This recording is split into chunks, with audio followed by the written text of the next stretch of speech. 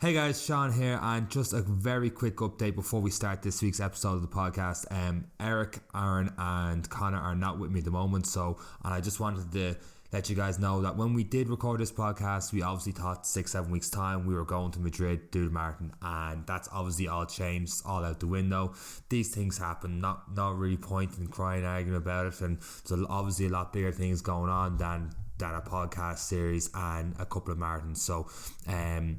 We probably won't be doing the Madrid Marathon when it's rebooked for November. I know myself and Connor are doing the Dublin City Marathon at the end of October, and there's a lot of different things up in the air right now, so I can't tell you exactly when there's going to be another episode or series of Any Given Runday. I don't know that, but what I do know is that from the four of us, we really do appreciate you guys listening to the podcast over the last 10-11 weeks. It's been pretty cool to see the podcast listeners grow and to hear you guys feedback on the podcast has been pretty cool.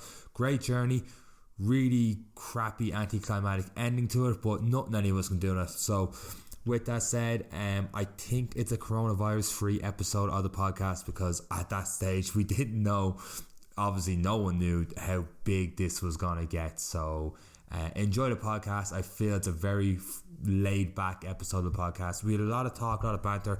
Even Aaron opens his mouth a lot in this week's episode of the podcast. So just once again, thank you very much for listening to the podcast over these last 10-11 weeks. We really do appreciate it, and I hope you do hear from us very, very soon. Take care.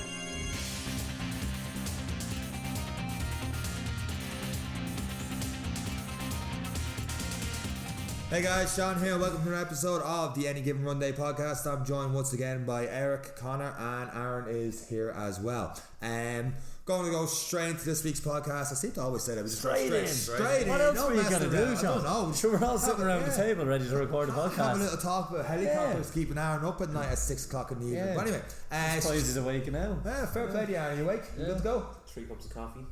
Good. He's good to go. And no runs. Last week we spent a lot of time talking about treadmill running, and Eric, you said you wouldn't do a long run on the treadmill. One, you have to keep changing treadmills, but two, it can be boring as hell, the treadmill. But for some people, runs in general can be boring as hell. Guys, what do you do to keep yourself entertained while going through a run? Right, I'll jump in here because Stay sitting. Yeah. I suppose going back to my background, I was in team sports, so I found that running for any kind of a long distance or a long period of time was difficult. So from the beginning, I've always had to have headphones in and music or podcasts or Audible or something like that. So that's something that I've kind of continued throughout my training and my marathon running over the last little while. Regardless of how long it is. Now, to be fair, in general, I'd usually have earphones in for most of the day anyway, often to my detriment. But for me, it's essential. And in terms of motivation, I think that there's times where you're in the middle of a long run, you hit a bit of a dip in energy, and your pace is waning perhaps, and just the right song comes on, all of a sudden, boom, you're good to go. Good to go again. I remember the marathon last year, the year's gone. I think we were just beyond the halfway point, and was getting a little bit warm. I was getting a little bit dehydrated, and Tin Lizzy, boys are back in town, come on. And once you hear that riff, there you go. It's like, right, chest is out, and let's crack on here now. So me, I'd always advocate. I'd advocate for music or whatever it is that helps you get through that boredom. Certainly, we talked about the treadmill running last week. I really struggle to do anything more than a 10k on a treadmill, because any longer than that, I just get incredibly bored. Even with podcasts or something on. So I prefer the road running anyway to treadmills, just purely from an atmosphere and environment point of view. Look, even though I know a lot of people, particularly those that are kind of getting into triathlons or Ironmans, often say that music is a crutch, because obviously in that kind of event you can't have earphones in.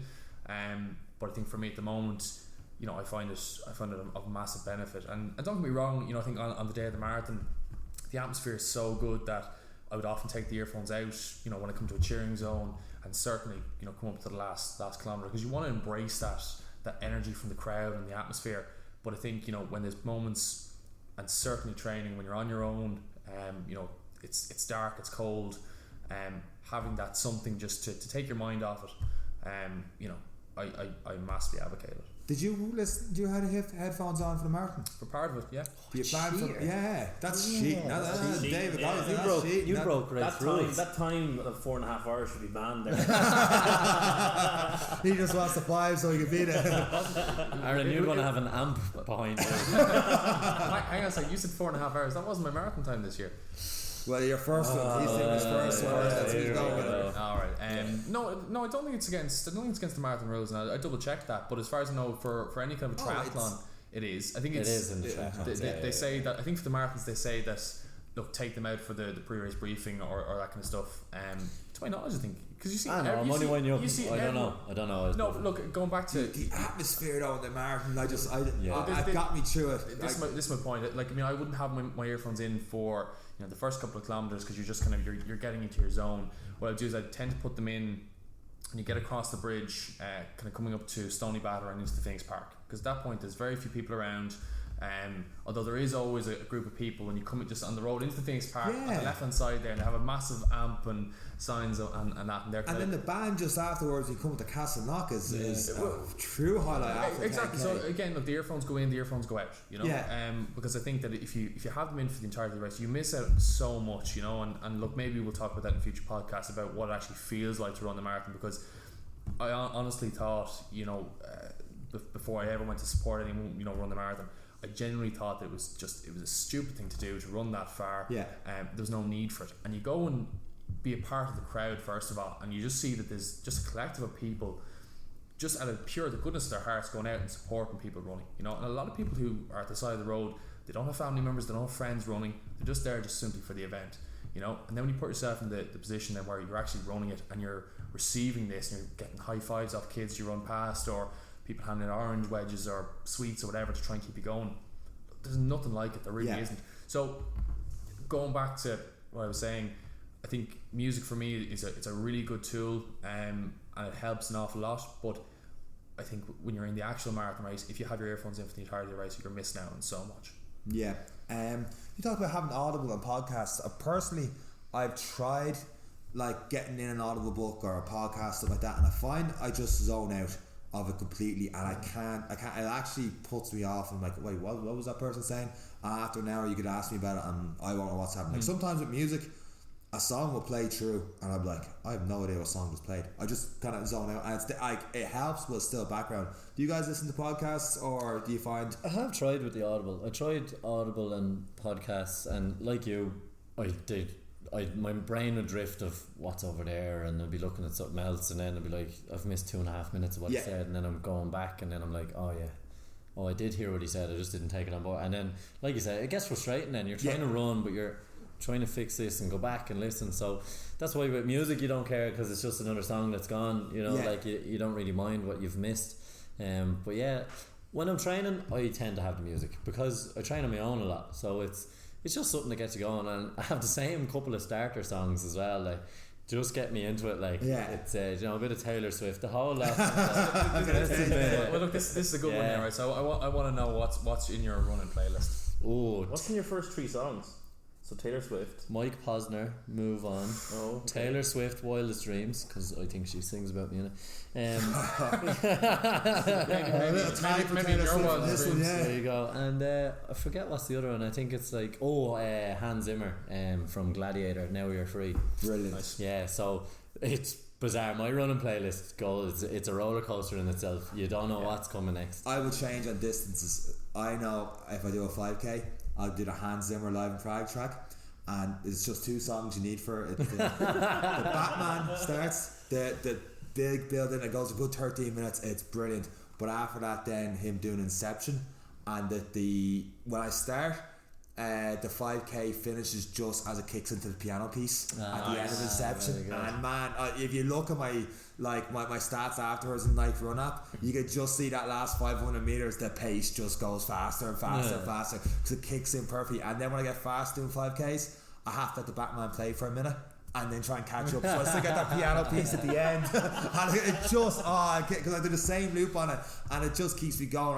When I hear like I go change like the Joker team during the Batman, because it's basically 4 or 5 different songs rolled to one, 'cause it's a live album, and you hear the crowd and stuff during it as well. And it's like they're cheering you. It's like, exactly, it really is. Because the piano piece starts and the roar of the crowd comes in, and I'm like, I'm nearly done. I start sprinting as fast as I can, and I find sometimes with that it can help me because I know where I should be at each point of the song without having looked down the watch or checking pace. I'm like, oh, I'm a little bit faster because I'm at this point, where usually I'm at this point and stuff. And it's the same with 10K. It's a little motivator as well. It is a little motivator. Like I know, like my long runs now, I have a massive long playlist and I zone out, and I could be anything from Bon Jovi, AC/DC, loads of different random things beyond that. But surprisingly not. I like more kind of Belinda Carlisle. Oh, I love it. No, see, if I had Belinda Carlisle on a long run, the pace would just go through the roof and it will kill me. Like, so I'll have that kind of like slower rock anthems kind of thing. Just keeps me going at a steady pace. But then on those things I zone out. Whereas on my set playlist for a 10K, and I know like I have right in the middle of it, I have like the 4 or 5 Rocky songs. It goes from Rocky 1, Golden Distance against Apollo Creed, and it goes back to the training montage, and it goes to Rocky 2 where he finally beats him, and then I have the Rocky 4 for. Are you a Rocky fan? Like more than but I have the whole chronology of the movies that matter. 5 and the rest don't count, but the first 4, and it builds a story to that, and that keeps me pushing. But that's really interesting that you have a specific playlist for for a specific distance. Like I think for me, I don't. I have a playlist and there's like 50 songs, and I just hit shuffle. Yeah, you get a little surprise. You get a little surprise, and for me, it's really eclectic. It's everything from rock, rap, and then there's a good Taylor portion. Swift? There's not Taylor Swift. Am I the only one? Yeah, You haven't mentioned what you listen to yet. So I like. There's 2 things. Like I either listen to music, like I'm just click Spotify, play, and just anything, like anything. Lucky Dip. Just whatever you play. There you go. If I don't like it, that's a bit. If I don't like it, I just like I have headphones on. I just push the button. It's the next song. It's grand. But then the other thing is like sometimes I'm trying to catch up on some stuff during the week from the news or something like that, and I'm just like kind of listening on to. You listen to RT News? No, it's like Charlie Viewland pushing it through. It's like Business Breakfast or something like Bloomberg that, and it's like Business Breakfast, and like there's some stuff on it. It's just like you're just like furious at the guy. You're just like that is like B. I'm not helping you run faster. I'm just there like in the middle of the run, just like I'm blind and I'm random walking by, kicking bins over. I can imagine you doing that, just everyone blind and cursing. I remember one time, my Spotify is connected up to Alexa, and I had the big headphones in. I was one night running, and I was living in an apartment. I was running down towards Stony Batter in towards the city, and I had my playlist on, and all of a sudden a random Coldplay song came on. I'm like, that's not on my playlist. What's going on here? Then a minute or 2 later, Celine Dion comes on. It's like that wasn't your playlist. No, I love Celine Dion as much as the next person, but that wasn't the playlist. So I went back to put on my playlist and listened away, and all of a sudden Celine Dion came back on again. I was like, what's going on?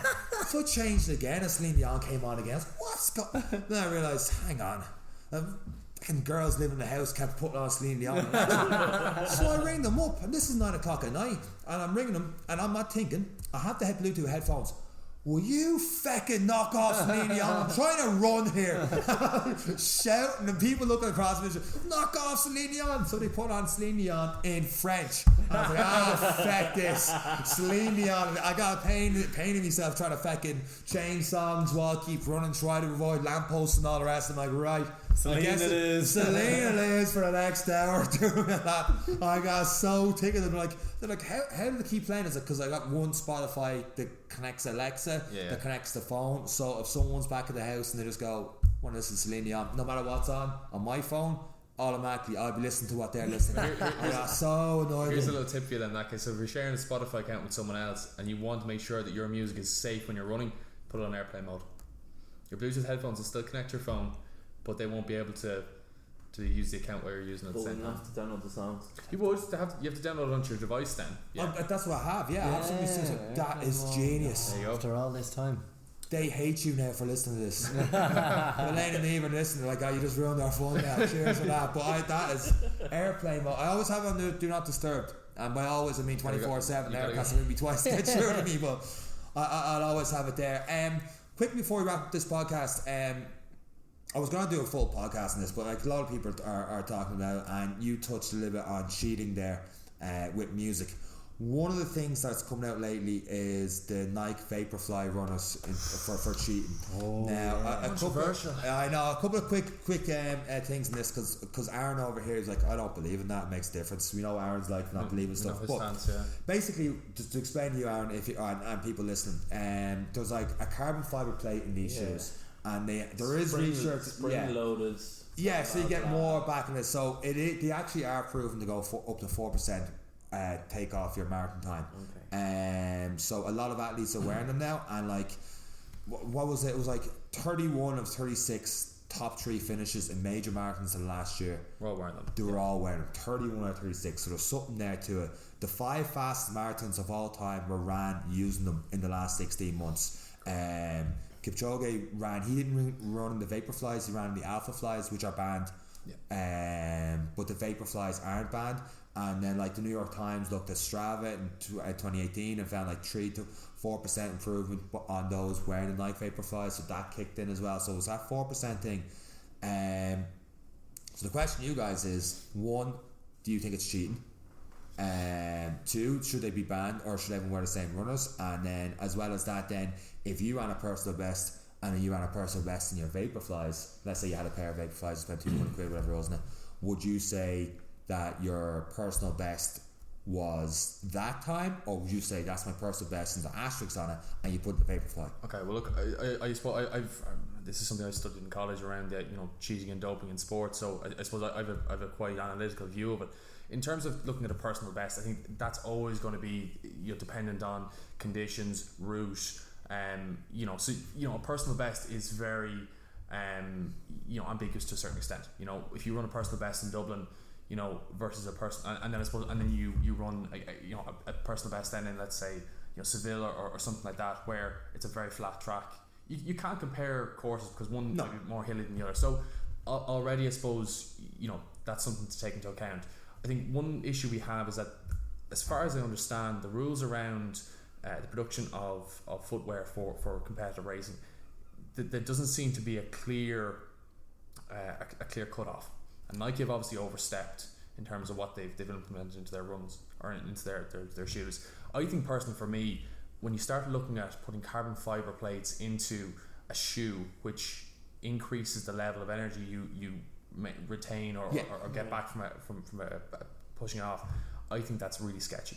I think that ultimately running is a pretty simple sport in the sense that you put one foot in front of the other, and your fitness and your overall your physique, then it does the rest. So when you start implementing some kind of a device into that, which is what that is, you have to look at that very seriously. But could you not get a pair of like insoles, strap a carbon fiber plate to the back of it, you get the same like thing out of it effectively, and you could wear any pair of runners. You could buy a cheap pair of runners in pennies, do the same thing.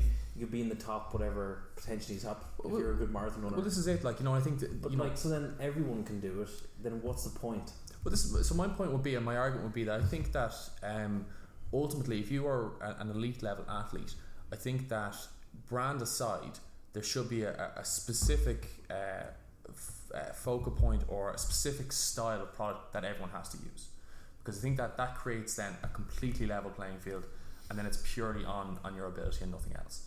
When we start delving into products, or supplements or whatever, it gets very, very hazy. And ultimately, the crux of competitive sport is that you compete against everyone else, and if you're better than them, you win, and if you're not, you don't. Pure and simple. But does that happen in sports? So, for example, let's go back to GA.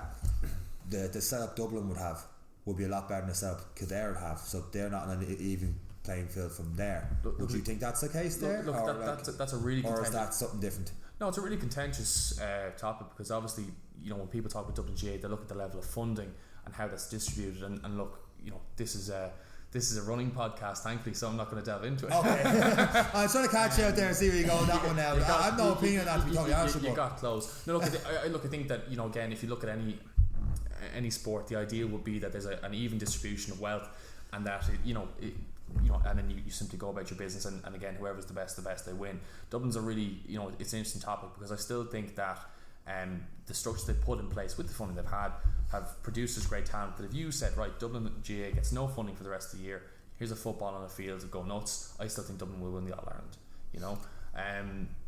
Look, going back to running, you know, do I think that, you know, if you put Kipchoge at the front of a field, you know, and gave him a pair of basic runners, you know, would he likely win the marathon? Well, he would certainly be in the top 3 or 4. Yeah, you know, but we're talking about, what pace did he run at again? 2:56 was it? No, under 2, wasn't it? It was under 2 hours. No, that's for 2 hours per kilometre. Something along those lines. Have you ever tried to run at 3 minutes per kilometre in any runners? Once. No, it's like 22. You're running a 22 kilometre now. He did it. Like, it's insane. But like he wouldn't have done the. Yeah, like at that performance level, like, yes, do I think when you're adding something in to get that extra percent, when you're at that level, absolutely. In a competitive environment, absolutely. But if someone's going to break a world record, I'm like, correct. Absolutely. If you can get to that close, you go and wear whatever runners you want and see what we can do, because it's amazing achievement. Oh yeah, and I would agree with that. We're talking about 4%. 4% on his time is only what, a minute, 2 minutes, 3 minutes. When you're looking at the scale of it, like that's the difference between winning and losing. Get the abacus out there. That means like there was one guy was like 2 hours and like 30 seconds or something like that. Yeah. If he was wearing the runners, then effectively would he have said it? Yeah. Was that Kipchoge in Berlin? That was Kipchoge the first time. Yeah. And then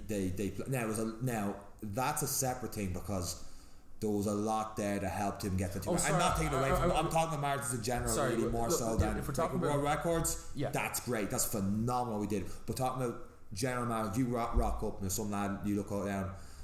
He's got the Nike Vaporflies on him. Do you feel cheated a bit, or would any of you guys buy a pair? No, so I wouldn't buy a pair because I can't afford them. If they had a Jordan symbol on them, I might. But I'd give it a go. you give it a go, would you? Yeah.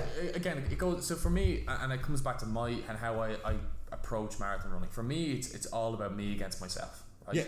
And to that extent, I don't really care what everyone else is doing, because I know full well I'm not going to win the marathon. Right.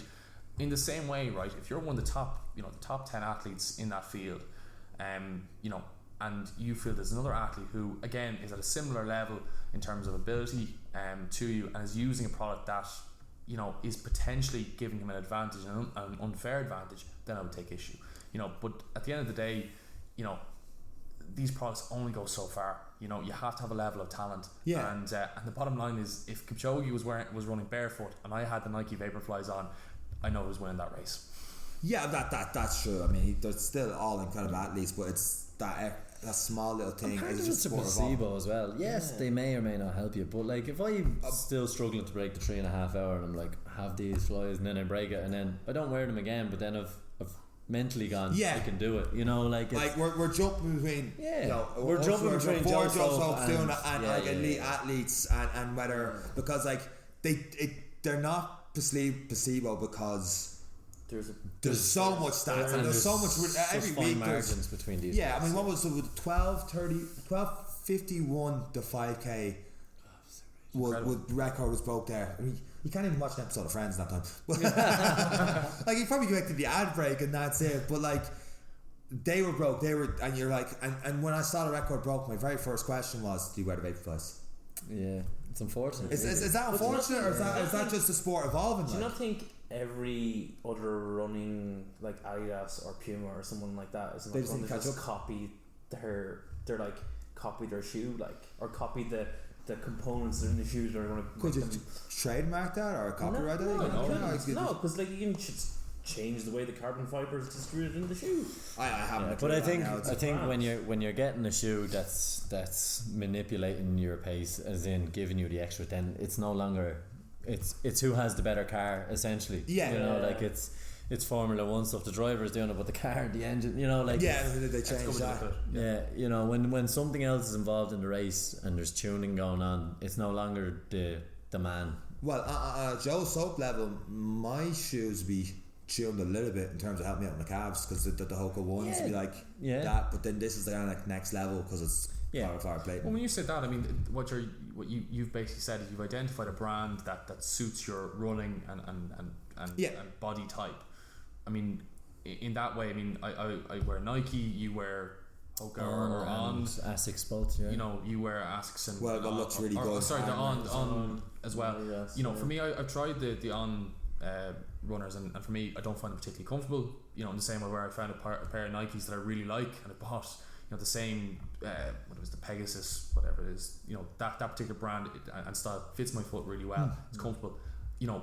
So there's always going to be, you know, a level of difference in terms of brand and that, but I think going back to the crux of the matter is, if you and like Eric said, if you're using a product which is, you know, giving you a specific advantage, then it becomes about, you know, it's a race to the top then in terms of cash flow. So what we're saying is pun there. we're all gonna buy the Hoka runners and see if he can be 4.5 hours and so if he beats 4.5, does he? I'm blaming the runners. So Yeah. he went down the pennies. He got that say campfire he, plane and stuck him into the runner. Aaron with the insoles of steel there. Yeah. I think that would hold me back. Steel, like. It's a joke. And on that bombshell, thank you once again. Fun. I enjoyed that one. Sponsored by Nike. Not sponsored by anybody. Our opinions are our own. Yeah, that's it. But if Nike want to send a couple of Vaporflies my way, I'll sell out for that. I tell you what, if Nike want to send 4 pairs of Vaporflies over to Size 11 UK. size 10. If Yeah. Nike sent a couple of pairs of socks our way, I'd be very happy with that. Looking to get a leaflet, those socks. And on that note, thank you once again for listening to this week's episode of the Any Given Runday podcast. And we are 6 weeks away. 6 weeks? 6 weeks away from the Marathon Madrid, and we are feeling really, really good about that. And oh my god, 3 to 4. anything else to add to this week's episode, lads? Aaron, anything? No, I don't. Okay. No, He actually spoke about it. He's getting good. Sure, wasn't he giving out about people on the podcast? Well, So- like, you know, the three of you are obviously ganging up on me, especially the side of the table that you're sort of sitting on as well. Like, Some people call it bullying, we call it friendship. Just one thing to finish on. I mean, one thing that we really enjoy getting is questions, queries, feedback, and we get a lot of messages on Instagram and Facebook in particular. You know, and that we love to see that. I mean, you know, anything that I suppose that we put out is it's just our own personal feelings. It's how we're going through this process, and we're trying to be as honest as possible. So any feedback that we're getting is really well received, and we'd love to see it. So please keep that coming. And in the same way, if you have questions, queries, or ideas of how, you know, we can improve the podcast, or even, you know, things you'd like to discuss, you know, let us know. Okay. Alright, we're good. And on that note, thank you for listening, guys. Take care.